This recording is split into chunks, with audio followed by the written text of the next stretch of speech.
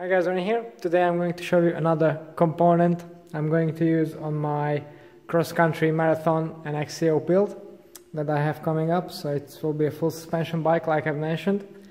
And the brakes I'm going to use are SRAM level ultimates.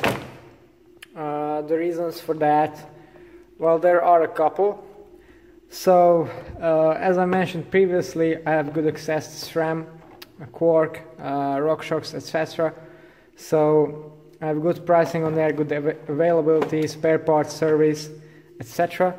Then secondly, I already have a SRAM professional bleed kit, which on these newer style calipers with the bleeding edge port, it's just a complete joy to use. You can basically bleed and set up the brakes very quickly and they perform flawlessly after that.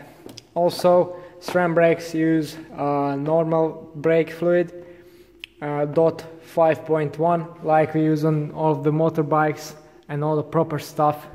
Your car, etc. uses brake fluid, unlike Shimano, which uses mineral oil, and that's a bit of a hassle. Also, the Shimano bleed kit is pretty miserable, I would say, compared to the SRAM one. So yeah, this practicality I think was the #1 reason. Weight-wise and performance-wise, well, weight-wise they are very similar, so that's not really an issue. I've also looked at Magura brakes, etc., but you know, you get the best integration with the drivetrain I'm going to use. Of course, that's SRAM, probably you guessed it.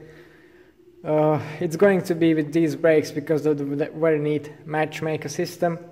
And then the new XTR isn't really widely available yet. Also the free hub body, I'd have to use the XTR hub, which I don't want to because it has you know, the cup and cone style bearing, which is not a thing that I particularly like. So from a multi-layered perspective, these are the brakes that I'm ended up with. I also use these already on my Cannondale FSI, only not in this nice black and gold finish, but in the standard black. So the experiences I have with these brakes are very, very positive indeed. So previously I've ridden, a couple of years ago actually, when the group set was new, the Shimano XTR M9000 race brakes, and to be honest, they were scary. You don't really get too much power at all, not too much modulation. They're super light, yes, but you know, brakes are about slowing down and having the confidence in them. So that's definitely not the thing I got.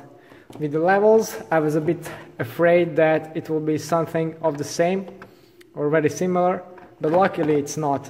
They have excellent modulation, very good power, and yeah, not just compared to how small and light they are, but very good power, period. The caliper actually uses pretty large pistons and a lot of oil flow in there, so I had no issues with overheating even long descents, high-speed descents. So yeah, it's a very pleasant thing to use. The lever is carbon fiber, doesn't have toolless reach adjust like most cross-country brakes, super light brakes. Uses all titanium hardware, up and down. No fancy finned brake pads here. That's just not necessary due to the open design of the caliper. The levers are also ambidextrous, so you can use them on either side without worries.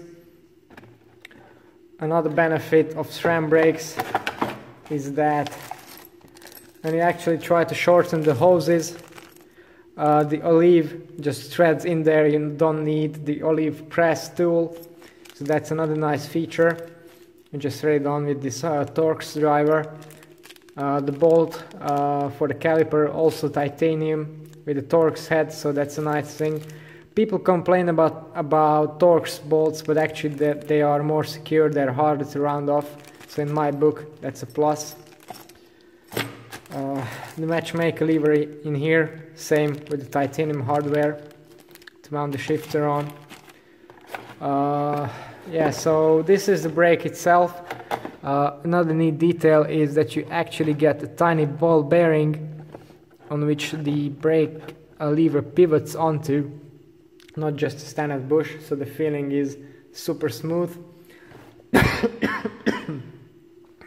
And then talking about the rotors, well, my distributor currently didn't have the Centerline X rotors, which are super light and with the aluminum carrier. So what I'm going to do is put some standard rotors on the Cannondale when I'm selling it with some standard bolts, and take the Centerline X rotors with the aluminum carrier and the titanium bolts and just put that on my new bike. As for the rotor diameter, 160mm front and rear. I'm a light rider, maybe very light in some people's books, so I don't really need a big rotor. And with these brakes, definitely not. And I just like that the smaller rotor, you get, well, basically no adapters, so that's a much cleaner look, less weight also, and the smaller rotor is the less chance for damage. So I think these are the points to go for a small rotor if you can feel confident with it. Obviously it doesn't make any sense if you're just scared on the descents because you don't have enough brake power. Okay, so these are my brake choices, detailedly discussed for my new bike. If you want to see the other components that I'm going to use and eventually the full bike itself, then don't forget to tune into the channel and subscribe. It's all for today. Thanks for watching and see you next time.